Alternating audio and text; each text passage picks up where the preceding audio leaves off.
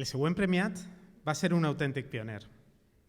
Un pioner que va aconseguir que per fi València, després de la llarga dictadura que patirem, tinguera un lloc rellevant dins de la cultura mediterrània.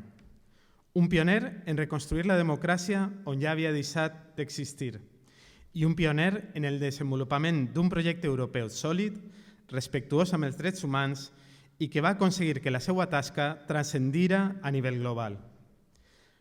Va ser ell el primer director entre 1980 i 1983 de la Mostra de Cinema del Mediterrani i després va desenvolupar una important carrera al Parlament Europeu.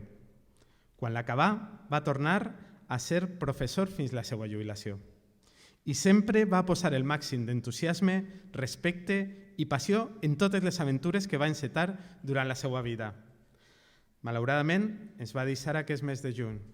Aquest Premi Pont del Mediterrani és per a Josep Pons i Grau, in memoriam. El recull la seva filla, Anna Pons Pellicer, i lliura el Premi Pepa Pellicer, presidenta de Mostra Viva del Mediterrani.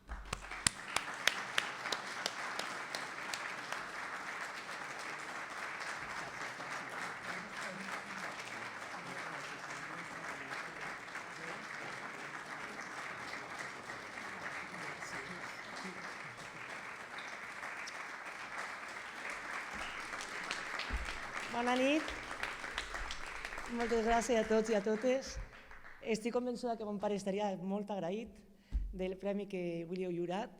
És veritat que per a ell la Mediterrània i la cultura sempre ha sigut una passió i ell deia sempre de broma: no, si fins que no em mogui no em donaran ningú premi. Doncs mira, finalment ha estat així.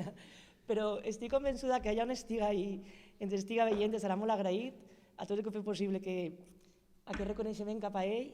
I des de la seva Ítaca mediterrània, amb un bon whisky i un bon cigarro, estarà mirant-nos i passar-s'ho ben bé.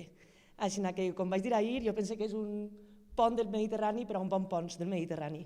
Moltes gràcies a tots.